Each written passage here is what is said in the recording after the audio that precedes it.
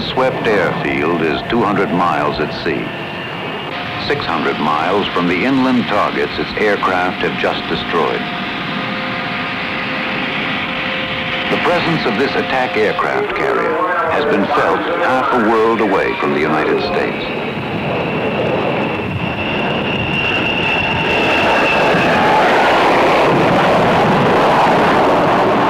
Here, in a land bordering on the China Sea, the peace and stability of a small nation is being threatened. A place and a people our country is committed to defend because we are dedicated to the idea that peace is worth preserving.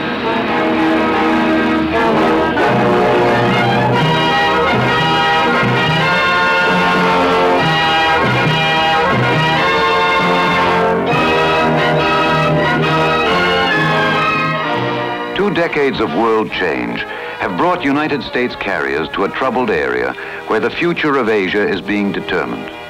This day, this moment. In other times of crisis, in other places, the appearance of our carriers was enough to maintain peace. But this has not always been so. Let us consider our own generation and its days of crisis. In response to sudden invasion in Korea, United States carriers moved overnight to furnish close air support to our outnumbered forces. Carrier aircraft patrolled the Taiwan Straits, while the nationalist Chinese forces moved the civilian population safely to Taiwan. Off the shores of Lebanon, while the Marines landed, the presence of our carriers close by and their aircraft overhead was enough to preserve stability and order in that small nation. During the crisis in the Congo, an aircraft carrier served NATO forces as a depot for jet fuel supplies.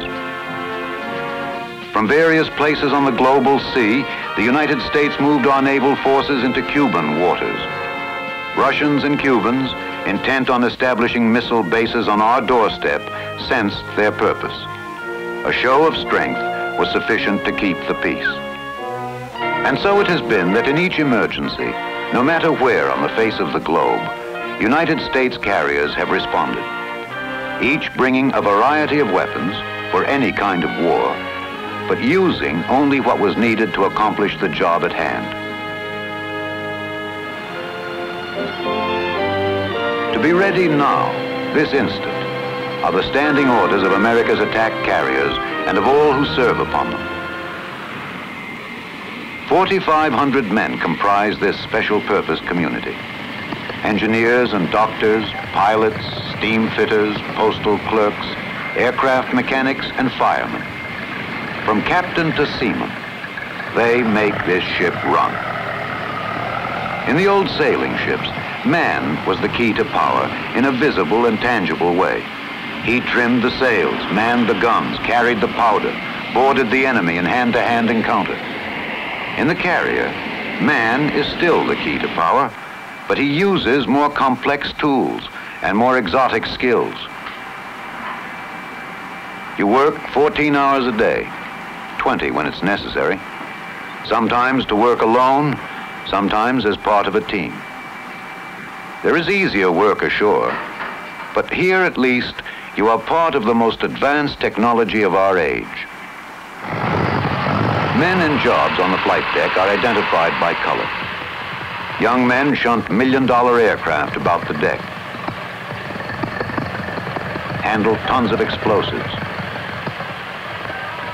pump millions of pounds of jet fuel into aircraft that leave and return to the deck 9 or 10 times a day. Mechanics in brown and green work from dawn to dawn, keeping 80 planes ready to fly and fight.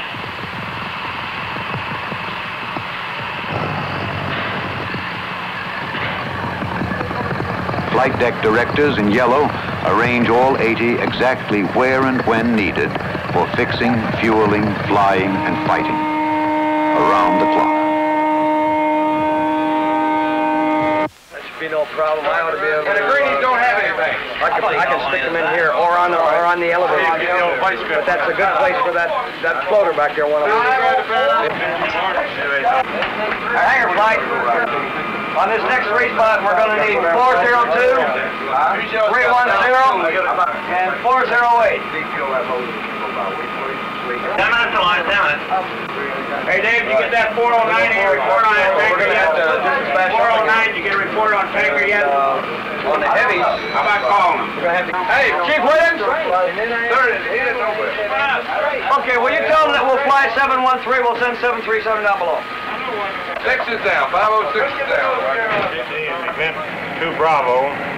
Our mission will be an escort and flak suppression, a coordinated attack composed of 4 A6s and 8 A4Ds.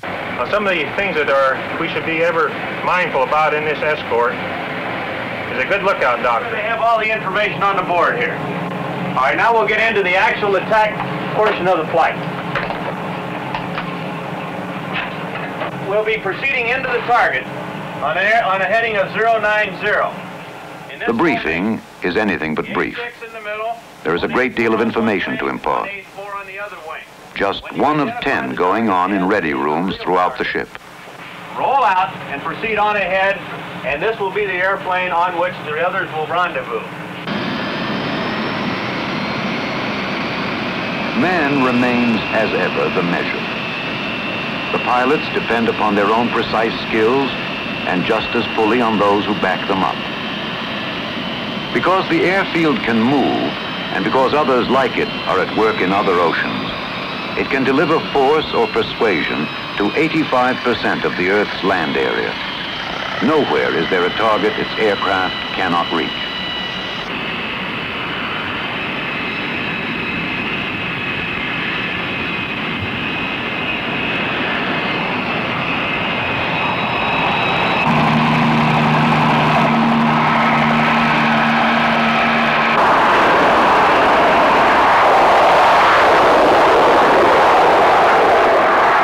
Standing start, 20 tons of aircraft reach flying speed in 2 seconds flat.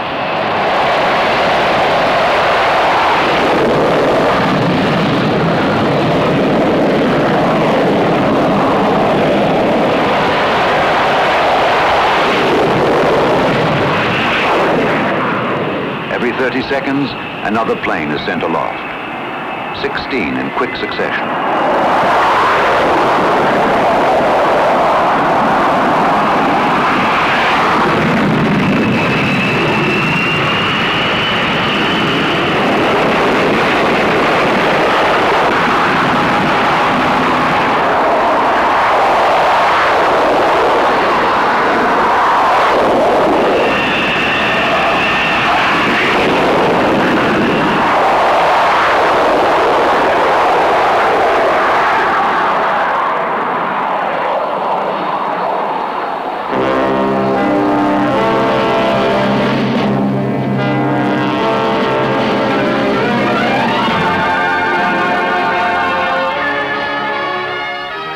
Training, then, when you work your way through the valleys and over the ridges in daylight or in the dark of night.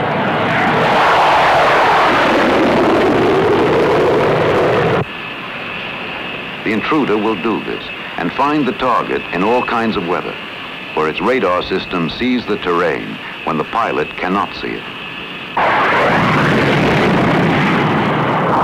The Skyhawk, small for its bomb-toting ability, sorts out 2 trucks from the enormity of mountain and wilderness, precisely. And as a kind of reminder that age is no reflection on the warrior, the propeller-driven Sky Raider, the workhorse fighter of Korean days, has proven adept at ground support in jungle warfare. The Phantom, fast and versatile, will climb straight up from the deck to stand off an attack or penetrate deep to inland targets.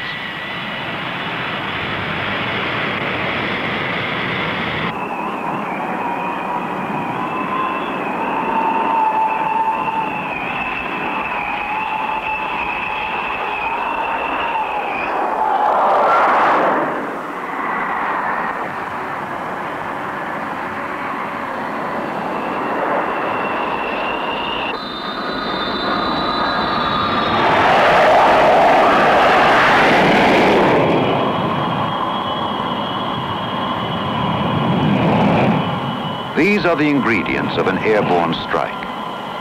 Deadly and dangerous. Daily and nightly chores for carrier aircraft. To the striking range of its aircraft is added the speed of the carrier itself.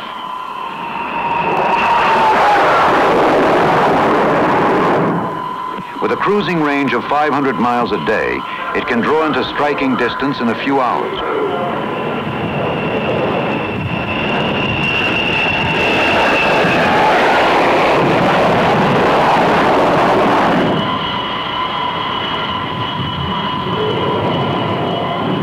When peace is threatened, it can appear ready on arrival and stay for a show of strength or as a poised threat.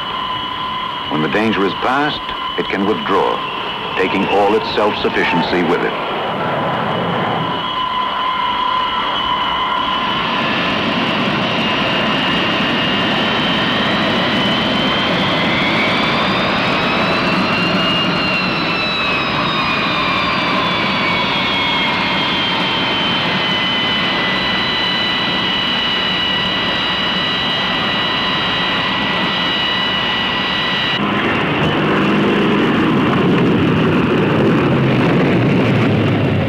The approach of the carrier on-board delivery plane is a welcome sight, for it brings the mail from home, priority air freight, and occasional visitors.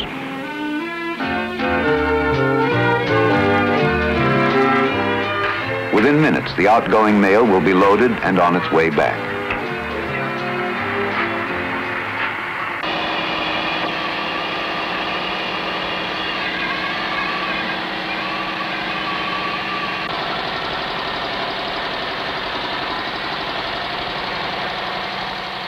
With this most vital supply of all, the reminder that no man is an island.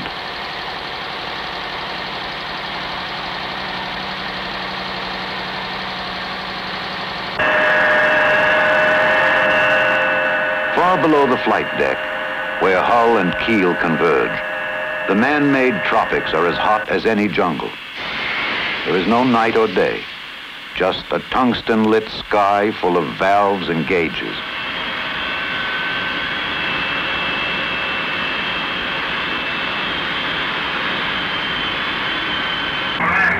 Let's 20 feet below the waterline, trained hands control one of the 4 engines that move the carrier across the sea at 30 knots. Okay.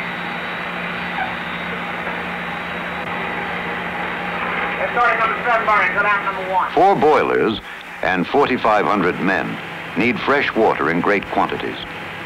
Some are responsible for its quality, everyone for its conservation.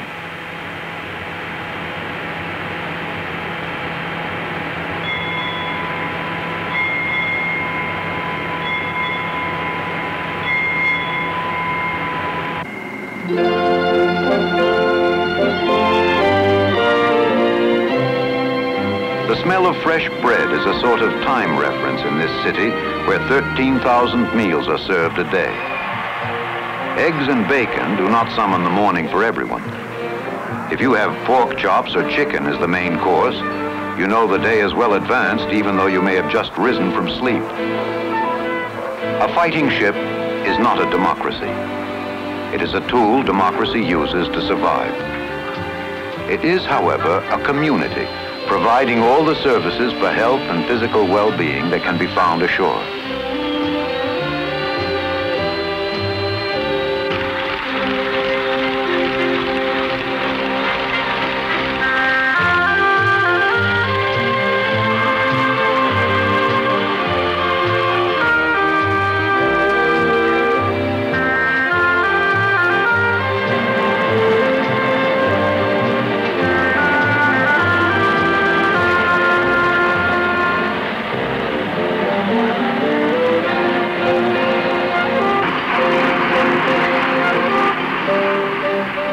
The work of the ship can be hot and tedious, but there is always a chance to banish time and space, to visit a world of your own choosing.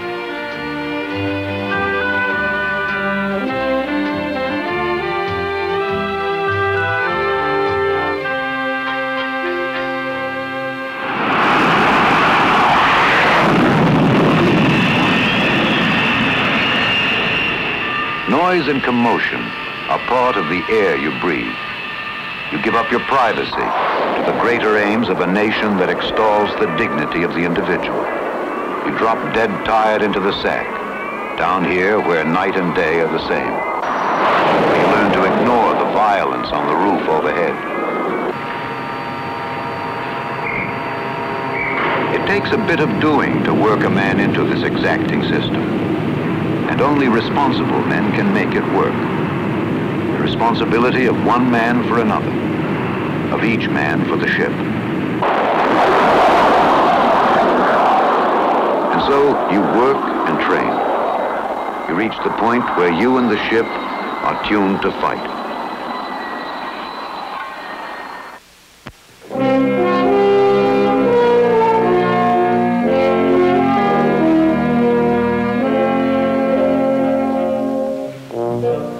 Here at home, the Independence prepares to relieve a fighting ship on the line. From 50 states they come, all trained to do their job, from cooking meals to operating the most complex electronic equipment, from repairing tires to launching missiles.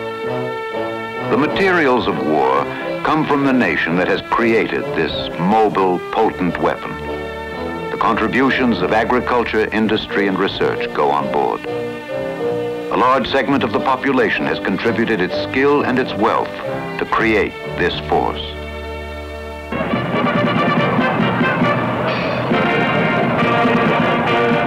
Tradition has it that bands be playing and flags be flying when fighting men put to sea.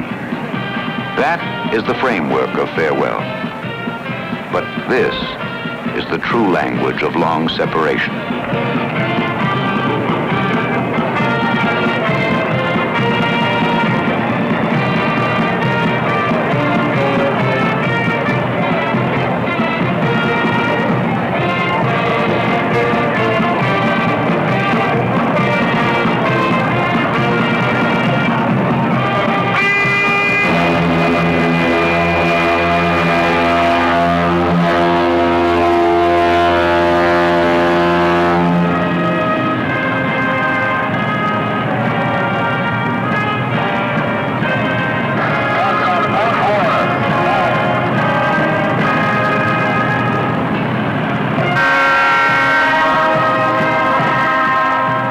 A community of 4,500 men separates from the mainland, moving out upon the oceans that make islands of all our continents.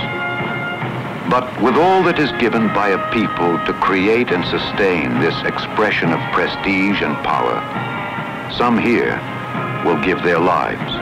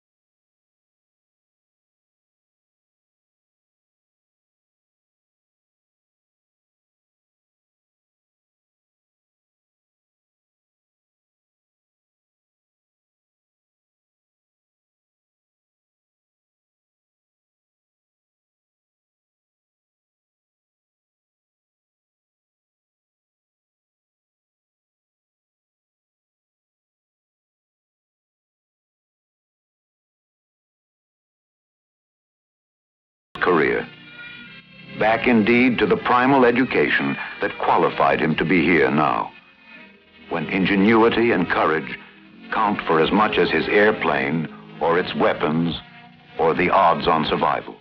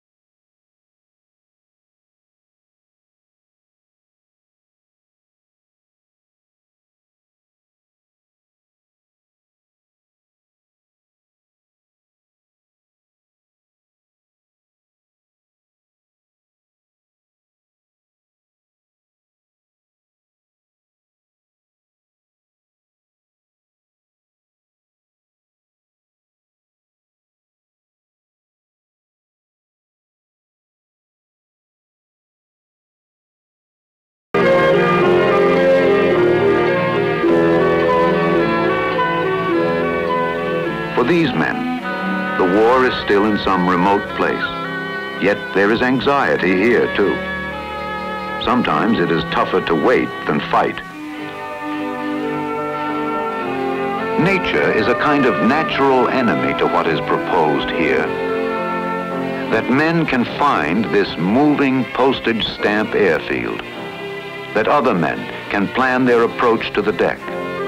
That men can land here. That this can be done time after time in an environment of wind and wave and weather and human fallibility.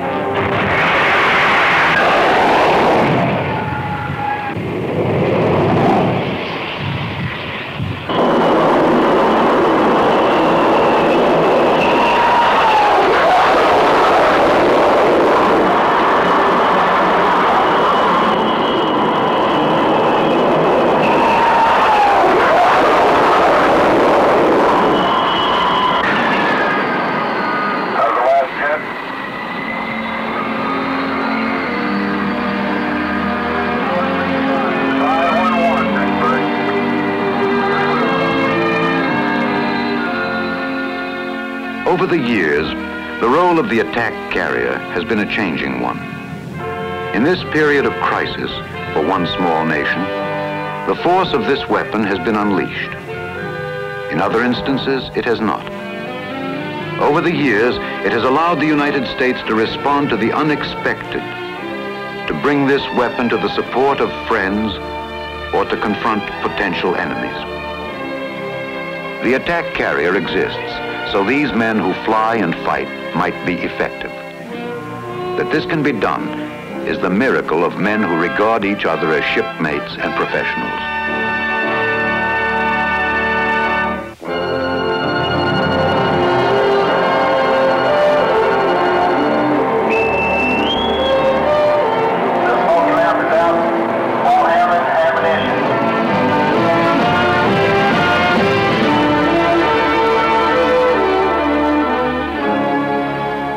Around-the-clock flying for weeks on end will consume tons and tons of explosives and jet fuel. Carriers on the line take brief moments to bring their food and fuel and ammunition reserves to capacity. Men are still needed to carry the powder.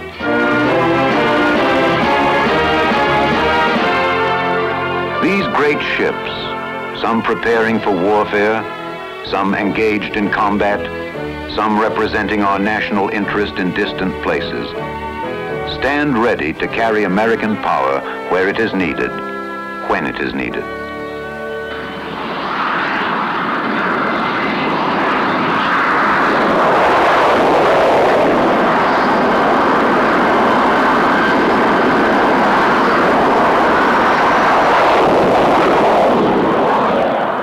There will soon be another mission, and then another, each one reflecting the ordeal of all who serve upon the ship. Those who direct the course of the vessel, operate the radar, who plot the battle and maintain the equipment. Those who time after time rise from the deck to meet the enemy, no matter where.